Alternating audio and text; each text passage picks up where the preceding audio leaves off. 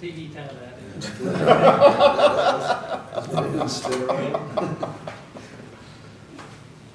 Missed an opportunity to sell appetite. Oh, we need Tim over here.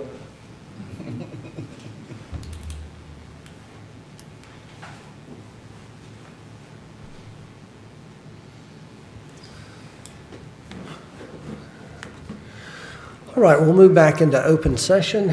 Resolutions from the executive session. Yes, Mr. Mayor, there was one action taken in executive session. If the clerk would read the motion and the vote that was taken. A motion was made by Councilman Tipton, seconded by Councilman Rivera to authorize the counter offer of $119,000 to the Pascagoula water pilot for two parcels identified as Jackson County tax parcels 41535.047.025 and 41530036050, and it passed unanimously. Right, thank you. Thank y'all for being patient during our executive session. We just had a lot of things we had to get through. I wanted this workshop to be really about kind of where we are with our different projects that we're looking at. We kind of look at them in a piecemeal fashion at different of our regular scheduled meetings. So I wanted us to be able to think about them as we go forward. So some of these will be short topics, but it's mainly to just give you a report on what's going on and what we've been thinking about. And so we'll start with 6A. Mr. Silverman. Yes, sir. The City of Pascagoula Police Department and the Open Doors Homeless Coalition has working towards addressing homelessness in the community. In February of 2020, Open Doors Homelessness Coalition and the police department went out to do a homelessness assessment to determine how many folks are actually classified as homeless. In the February 2020 assessment, they determined that 12 people are actually homeless in the City of Pascagoula. Due to COVID-19, we had some restraints in meeting and discussing this issue, but in mid-May, we had a meeting with different stakeholders in the community to assess where we stand on homelessness in the city. What we determined was that there are a variety of classifications in that some of the people in the City of Pascagoula that are perceived as homeless are not actually homeless. Following up on this productive meeting, we had another homeless assessment of the encampments last Thursday with the Pascagoula PD and Open Doors Homeless Coalition, and we collected data to determine how many citizens are actually homeless, and we're still working on getting the exact count of how many people are currently homeless in the City of Pascagoula, but we did determine that there are a decent number of folks that are actually vagrants and do have homes. So, you know, we know this issue is important to our community, and that's why we've started trying to take this on. We want people to have an exit strategy out of homelessness, and that's why Open Doors Homeless Coalition has really done a great job with that, and they're in place and working very closely with the police department to make sure everyone is able to find a home that wants a home. We've determined, though, that some of the assumptions that we made that all the people that are loitering are homeless is probably not a correct assumption, that they actually have homes. So we're developing another strategy to deal with the loitering and the vagrancy issue, and so we'll be coming back with more on that for you, but we are addressing this, and it's an important issue to us. Next, on the anti-littering campaign, 6B. Yes, sir. This has been another effort by the Pascagoula Police Department. This is another strategy that we've taken up to provide beautification in the City of Pascagoula. Unfortunately, it was delayed somewhat by COVID-19, but the PD is getting started up again. Prior to COVID-19, they had set up a system where folks who owed court fines would come out and do cleanings of different areas of the community. It seemed to be working quite well. Unfortunately, with COVID-19, we had to taper that back. One of the next steps is getting signs out in the community. At the May 19th meeting, Council spoke with Chief Chapman about figuring out locations that we could put some of the signs that we have purchased. You'll see that there's a description of the signs in your packet, and there are 19 locations that have been identified, And Chief, if you have any more information you'd like to provide. Yes, we try to put the signs out at places where people are coming into the city. The reason there's only 19 is because we're going to put one out east, but they're doing work out east, and we don't want to put it there and then they take it up and we never see it again. So we're saving that sign to go out east. Also talking to Mike West, probably before the end of this budget or maybe in the next budget, we'll buy additional signs and spread them out more through the city. Great. And you have a list in your packet of where the signs are, and those look like great locations. And so we have a notification, we have a fine that's in place, we have a process in place that we're enforcing that, and also the cleanup component to it as well. So thank you. Next, 6C, our communications piece. Katerina? Or take the lead, I was going to say. But I'm Katerina, and so I've been here about 3 weeks now. I've done my best to kind of hit the ground running, meeting with a bunch of people, so I just kind of laid out what I've been able to do so far and what I kind of project to move forward. So one of the big things that we've talked about tackling is the website. So that's been a little slow because I had to get some training, but now that I've trained on how to change things, some things that I've been able to do, add a newsletter subscription, which we're going to start a newsletter so people can subscribe, moved everything that was COVID related to its own page and put a banner on the homepage so people can get to it. Just updating things that have been outdated, some duplicates.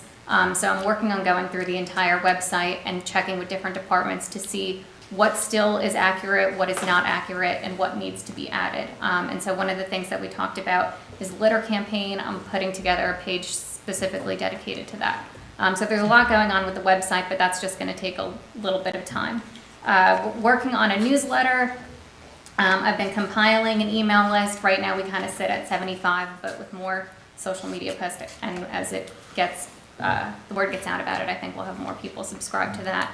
So I have a template for it, just things that are going on in the city from the mayor, public safety, parks and rec, projects that people need to know about, the state of schools, the state of healthcare, just kind of everything compiled into one. We talked about the frequency. Right now, I think where we're at, I think doing a monthly newsletter is the best way to start. And then as it gets more traction, if we feel like it needs to be more than once a month, we can do that. With the city council streaming, we've come to an agreement with WGUD, and they're going to provide our live streams of the city council meetings, and then they'll be uploaded to the YouTube page for people to watch after.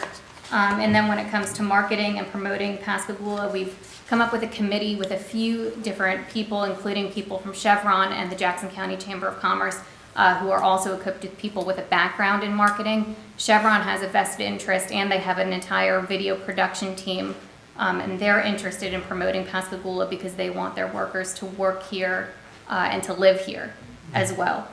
So just pulling resources and making sure that we can have a united front in promoting and putting our best foot forward. So that's kind of where I stand now from the marketing side.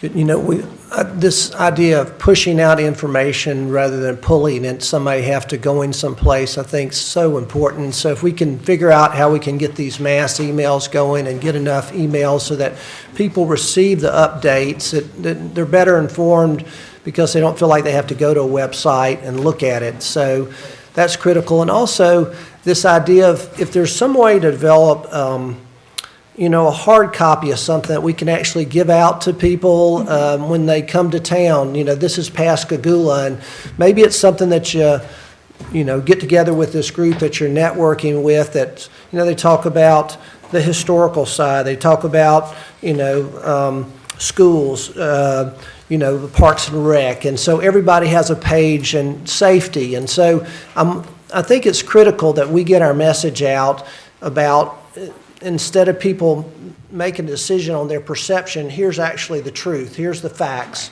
Here's the facts. And I want to keep us, constantly focused on identifying what their facts are. If somebody says we're not a safe city, then we say, here's the facts on what our city's like. So. Yeah, and those are some of the things that I've talked about Chief Chapman with, and Good. With the Homeless Coalition and the SCORE Committee on getting things out there so people know what we're doing, or fight rumors. Yes. Good. Any One other of the, questions? Things that kind of drive me crazy, and I know you're wearing a lot of hats with your new title, but when I go to our website and there's something on there that's 2 months old and it's a past event, and not being able to keep it up to date, is there any way we can keep our site up to date? I mean, Yeah, to me, that's a big positive. People go there and they see something that happened 2 months ago, they very rarely come back to it. Yeah, so that's my main priority right now, and that's what I'm trying to go through is each individual page and seeing, you know, what's still there or current. Thanks. Any other questions for Katerina? And thank you for the job that you're doing, and we're so glad you're on the team, Well, so. thanks, I'm excited to be here. All right, next, I guess we go to Parks and Rec update. Yes, sir. The first item of Parks and Rec is the Pascagoula Sports Complex update. We have Kevin Mullen from BMA who can provide a current up-to-date status of the project. Also, please note that you have the most recent timeline at your desks, so you can review that. Thank you. We sent the timeline out last week to Michael. We told him we'd try to update this weekly as we were getting more information. Received a couple of letters over the weekend and emails this morning on the status update on the shade structure and the seating, which is our last big remaining piece other than items that were proposed to be added by change order, hopefully on the next council meeting. Those letters, I think, were attached into your document in an email. Really, the shade Dawson Company is the company that provided the shade, the shades that are out there now. So we went back with them to do the surrounded shade that's out there behind the championship field, and they shut down by the state of Georgia, so they're just backlogged, and we keep. You know, we actually went out locally trying to outsource the pieces we need to get started with no luck. We had some bolts that were smaller. Really, the anchor bolts is what's holding us up. Was able to find some smaller in the quantity we needed. Wouldn't meet the structural requirements that we needed. Had some that were larger that wouldn't fit in the feet of the shade structure. So we're kind of waiting on these bolts to get here. Once those come in, it's going to be about a 2 to 3 week process to get those in, get all the concrete poured. And that schedule that we updated today reflects that. We'll continue to monitor. I verified this information. I called the supplier myself just to make sure we wasn't getting the. He said, you know, I'm trying. The factory was shut down. They opened back up to like 20%, then 30%. They're ramping back up. But that's the main thing. As far as the large punch list that was given out, they're steadily working through that. Now we're down to mainly just concrete items, cleaning up. The major repours and stuff has been completed, so we don't have any safety issues out there at the moment as far as concrete demo and open holes, other than around the championship field. So if we decide, or it's decided that Leeds can't start playing, we could rope off around the championship field, and the 6 other fields would be accessible for play.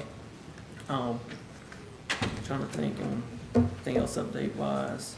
Look at the schedule. Oh, and here's another big one. The county met with the county on site last week. They were actually back on site today. Their goal is to start setting scoreboards this week. So then they should finish up, depending on weather, start this week and probably finish up next week on scoreboards. Any questions? Yeah, Kevin, a couple items. The padding that was a change order for the fields around the backstops. Right. What's the status of that? We've gotten prices from 2 different vendors on the padding that were materials only. Got those information to. Actually, we got the material quotes, and I gave those to J.E. Talley to put a cost to install them on it. And then we found another option dealing with a rec consultant out of Jackson, actually a little bit more local than what we were. And they thought they had some solutions that would save the city some money and maybe make the schedule a little better. The other vendors were telling us 4 to 8 weeks to get it here. And the one in Jackson thought he might be able to do better than that and actually get that here faster. So he said padding to cover that corner, or how? Yeah, it would be either a full pad behind the back, and then either just a cap. They're gonna price it both ways, just a rollover cap on the wing. He said, but it actually may be less to put pads down the wing as well by the time you try to install a smaller cap. Waiting on that number back to finish preparing that change order. All right, one other thing, the grass on the non-sided areas, I noticed this coming in kind of hodgepodge, a lot of weeds. Can we look at maybe getting that hydro-seeded or something? Well, what the plan is to, that grass just started coming up. Yeah. Once we got all the irrigation working, we've got some good rains on it. The past week it has really jumped. The plan right now is let it grow in a little bit more and then reseed it, so that we can fill in the gaps that are out there now. And then they got some cleanup to do. The rains have, I don't want to say wasted material. Some of the material that was up there on the site, we spread out to develop those areas. So you've got some sticks and stuff that have come up and rocks that need to be picked up as well. All right. Any other questions? All right, thank you. Thank y'all. Let's see. Next, I guess, updates on our fishing pier, dock repair, fishing development Yes, opportunities. sir. This is a very brief one. Alita has been working on submitting the Go Mesa applications and the Tideland applications to improve some of our fishing piers in the area. All right. I have one question. Do we have anyone who's keeping up with slip payments at the harbor? That should be Alita, but I can double check on that. Michael, I just had one note, the River Park Bait Shop here. I'm assuming that's the piece of property where the bait shop used to be. Yes, sir. And we're talking about rebuilding. I would almost be willing for $450,000. That's just like see a demo. So, I mean, unless there's going to be some other plans, but I'm not sure what we do with it if we don't have a vendor there. So. Okay.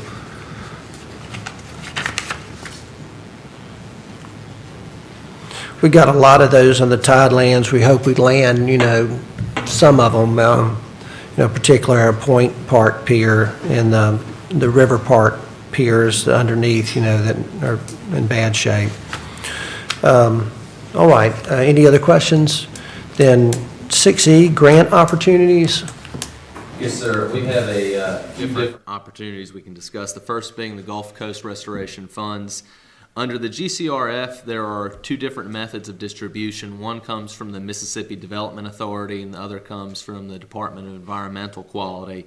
As of right now, starting July 6th, the Mississippi Development Authority, GCRF, will be opening up. And as a council and as a community, we need to start thinking about where we could allocate and apply for potential funding through GCRF. The GCRF is aimed at providing economic development opportunities that provide a substantial opportunity to develop a community.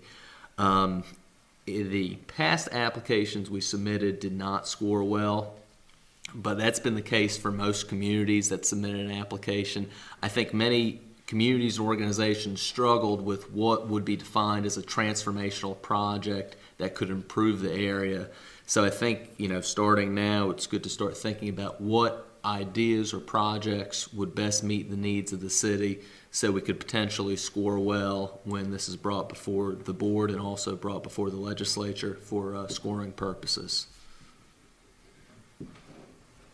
We're going to try to start thinking about, or I'd like us to think about our riverfront development, and these would be kind of one area that would be, for us, transformational if we could get our riverfront going with some type of either additional restaurant down there, hotel, something, marina, those type of things that would be, for us, it would, it's centers around the river. It's our downtown, and I think we've been trying to work from the downtown down the river. Maybe we should take the approach, can we work from the river back to the downtown?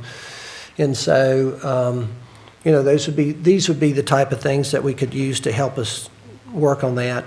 And I'd like to remind the council also that, like Representative Busby mentioned, I think we need to think big. Sure. And possibly even think about joining forces with the county and maybe the other cities and think of something that's really transformational, that's going to add jobs and things like that to it.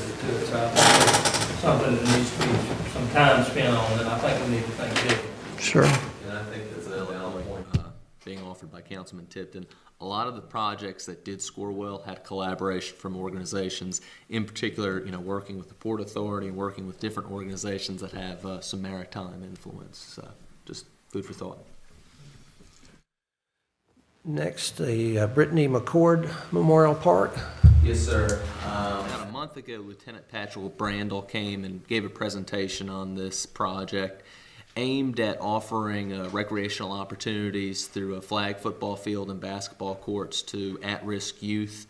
His initial line of thinking was potentially doing something at the Brook Streets property.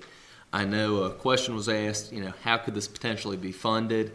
One option would be community development block grant allocation. And speaking with Alita, there's approximately $100,000 available to target a project like this since it's working with a low to mod income community. Of course, they would need to do a census of the Brook Street area to determine if 51% of the population did fall in the low to mod income range. But this is a potential grant that could fund a project of this scope and size. Not entirely, but it could certainly help contribute to the project. Yeah, this is one of those that I thought if we're going to vote to kind of allocate that property on Brook Street for this idea, we need to try to figure out how to help them get some money to be able to push it forward, particularly like with the basketball courts and the football fields and the things that we, had thought about other places. So, if there's any other things, we don't want it to just kind of languish because it failed to get enough support. So I don't know if there's any other opportunities for grants or things of that nature that we could look at. There are grants for local delinquency prevention programs available. There are national PAL, which are police athletic activities leagues available, grants available. Justice programs available through the Department of Justice. And as far as whether or not that area fits low to moderate income, I think, yes, would be your answer. I think definitely a good chance.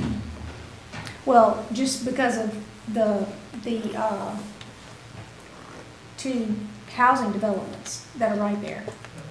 Apartment complexes? Yeah. Right. Well, the one housing development that the guy who came and spoke to us. So Jennifer, when you were on the school board and they made it where we passed a certain plateau on our percentage of lower income that basically declared the whole city of Pascagoula, correct? Actually, the city did that. Oh, really? Mm-hmm. Well, we have probably like 75% of the students that get free or reduced lunches, that should be. Then- Now we then have just give it to 100%. everybody, yeah. So, It's yeah, 100%. so that should go. But the city made that declaration. Okay. All right, so maybe we can see what would be the most, the high yield, grants and, so that the grant writer can use their time, for the best utilization of their time. If it's a 10,000 grant, that may not, but if it's 100 or 250,000, maybe they can really put their time into areas we can really see if we can help get this project off the ground. And I will follow up on those items. All right, the last one was Highway 90 lighting, and it's just an informational report. Yes, sir. April 7th meeting, that concern was brought up, given that we're having significant construction take place, primarily for safety improvements on Highway 90 by MDOT. We're looking at identifying some potential funding sources. The biggest source out there right now is coming from the Gulf Regional Planning Commission, and starting in the summertime, they will be taking project solicitations for a lighting project on Highway 90. And the goal would be to have them make a decision sometime in the fall, potentially awarding a project this scope and magnitude. Do we know how much money is available, or have they They haven't decided? disclosed that yet. It's basically leftovers from the previous funding process they did that was in January. So we're still waiting on an exact number. I mean, I can see this being a pretty expensive Yes. project, yeah. Do we have an estimate on the lighting project? How much ballpark? I would probably say it could run in the millions, depending on how far you go. That's the big question. If you just do it in small segments, that could make it easier. But if you go from, Walmart to the bridge, that could run a steep penny. I have to say, Highway 90 looks fabulous. The pieces that they've done. Absolutely. All right, any other question on grants? Next, finance, an update. We have Charlene here today to speak with council, and we also, what? Sorry.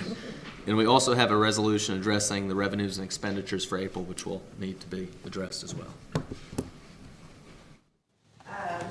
Short and sweet. I guess the best news that I have right now is that we did get our sales tax in this month. That would have been for our our March sales, and as I had estimated, it was a landfall. We got like $500,000 in, where we normally would have only gotten about $440,000 in. Correct. So hopefully, we'll know by June 20th when we get our, what would have been April sales tax. I'm hoping that that did not fall to the extent that it's going to hurt. Charlene, I've seen reports in the Jackson paper that they have already published sales tax numbers for Madison and Ridgeland and Flowood, and I know, it seems to be always a delay, and I'm certainly not faulting you. How are these cities able to get their numbers, or at least a report quickly of what their April sales tax numbers were, when it seems like we can't? Okay, this is just my opinion on that. I do have access to a report that gives you the gross sales, and I can guesstimate what our revenues are going to come in. I'm hesitant to do that because sometimes those numbers don't jive. And the other is that some cities I know that my May sales tax is for March revenues. Some cities assume that their May sales tax is for April revenues. Okay. There's a fine line. I'm more conservative. It kind of cuts in half. It's like 15 days. And I'm more conservative, and I say that, it's a month and a half behind, or it's 2 months behind, where they're looking at it being a month behind. All right. So I can go up there and I can look at the reports. I can get the sales reports as they get presented to the state. I can pull those down off the website, and I can guesstimate about how much sales tax we're going to receive from that. But sometimes those numbers don't. Understand. I hate to tell you something that was terrible. And I agree.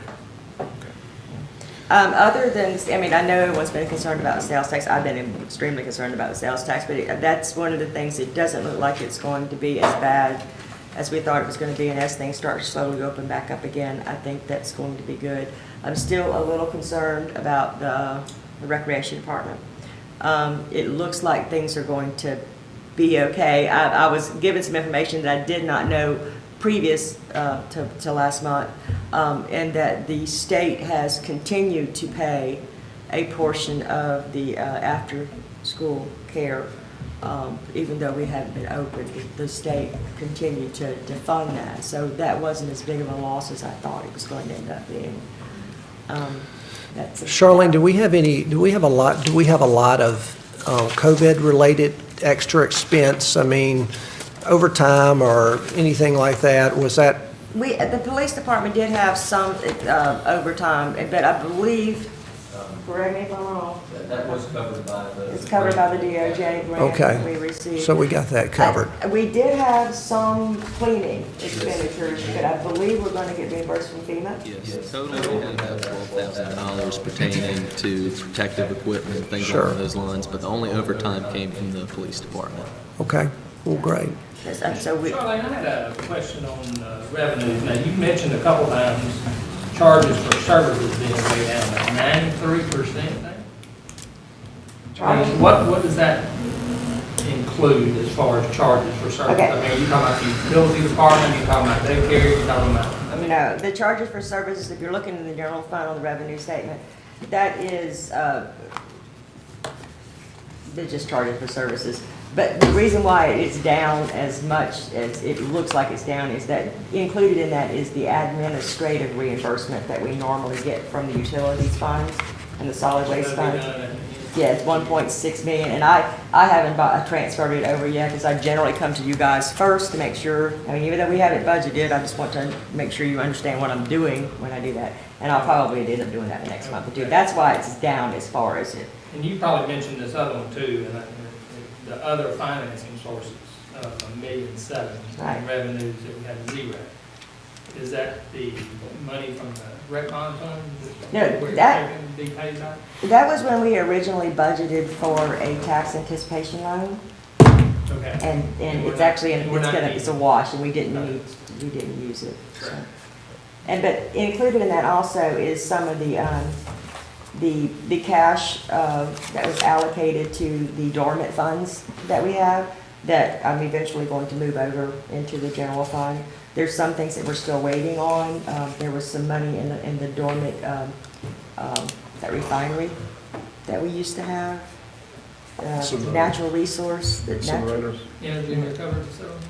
Yeah, that's it. Yeah. Yeah, there's still some dormant funds sitting in there because they're related to a bond or a revenue bond that doesn't look like we're going to pay. Because We're on the it's hook revenue. for, but we don't have to pay it. Right, Yeah. and I can't move that cash out of there until legislature says, hey, what if we get I bond? think it's actually Congress, yeah. But we did budget it last year, so we're kind of hoping that. Charlene, on the expense side, I mean, everything looks okay, like it's flowing in terms of the amount that we would expect to have spent at this time, at this point in the fiscal year. Are there any expenses coming up that we need to be aware of that you know of? Anything that's either unexpected or maybe is coming in that more than we anticipated? And I'm looking on the general fund side. That's a daily thing. Are you kidding? Doing that daily. No, actually, I don't really think so. I don't think that there's going to be any over budget items. Honestly, I'm working on next year's budget, and I've been working with this year's budget. And, you know, generally in July, where I have to come in and reduce revenues, and we have to reduce expenditures to match that, I don't think we're going to need to do that this year.